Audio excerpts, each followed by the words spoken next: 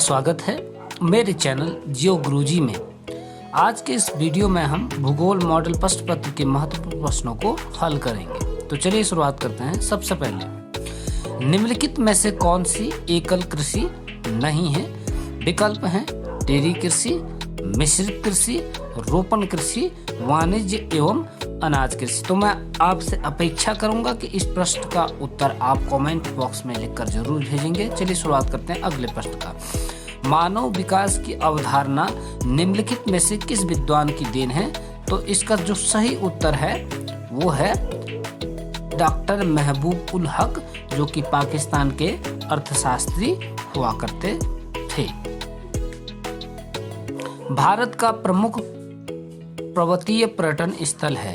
तो विकल्प में मसूरी, शिमला, मनाली ये सभी दिए गए हैं।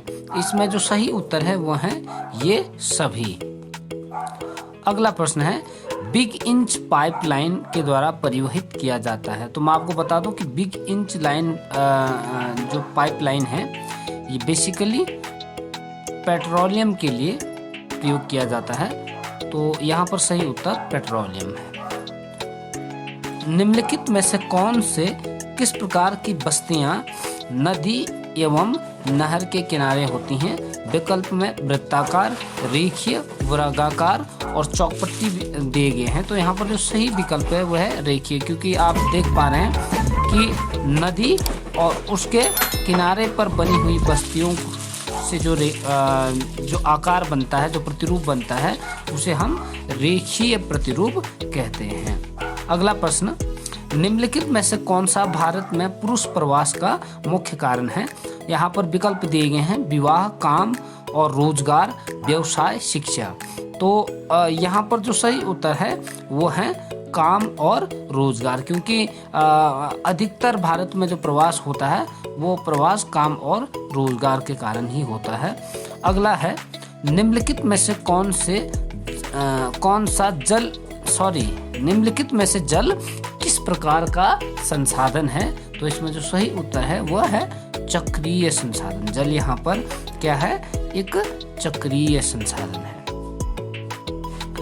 यहाँ पर आप देख रहे हैं एलन चर्चिल सैंपल के अनुसार मानव भूगोल की परिभाषा बतानी है। तो उन्होंने कहा था मानव भूगोल अस्थिर पृथ्वी और क्रियाशील मानव के बीच संबंधों का संश्लेषित अध्ययन है।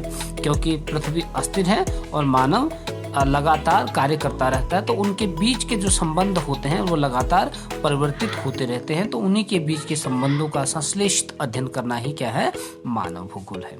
अगला जनसंख्या परिवर्तन के 3 घटक कौन कौन से हैं?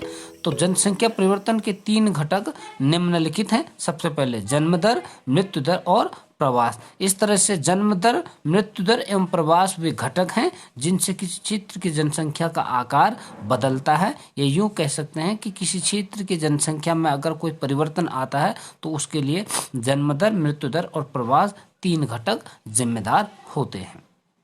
अगला सहकारी कृषि के सफलतम प्रयोग करने वाले देश का नाम बताइए। तो सहकारी कृषि साम्यवादी विचारों की देन है।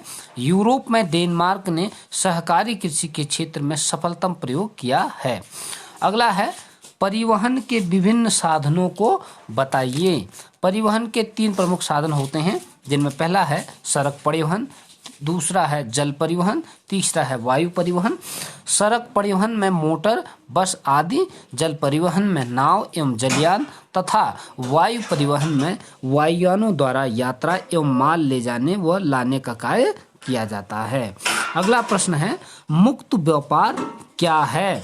व्यापार हेतु अर्थव्यवस्था का उदारीकरण, या यूँ कहिए कि आप किसी देश की अर्थव्यवस्था के जो दरवाजे हैं वो दूसरे देशों के लिए खोल देना क्या कहलाता है? एक प्रकार का उदारीकरण कहलाता है। तो उसी संदर्भ में व्यापार हेतु अर्थव्यवस्था का उदारीकरण स्वरूप मुक्त व्यापार कहलाता है। मुक्त व्यापार में शुल्क जैसे व्यापारिक अवरोध नहीं होते हैं, यानी किसी भी प्रकार का कोई शुल्क जैसी रुकावट नहीं होती है। इसमें प्रतिस्पर्धा पर विशेष ध्यान केंद्रित किया जाता है। मेगा नगर को परिभाषित कीजिए। 50 लाख से अधिक जनसंख्या वाले नगर को मेगा नगर कहते हैं। तो ये बहुत से महत्वपूर्ण प्रश्नों को मैंने आपके बीच डिस्कस कर लिया है। आपसे उम्मीद करूंगा कि आप इस वीडियो के माध्यम से ज़रूर अपने घरों में इसका अभ्यास करेंगे। मिलता हूं मैं आपको एक नई वीडियो के साथ। बहुत बहुत धन्यवाद।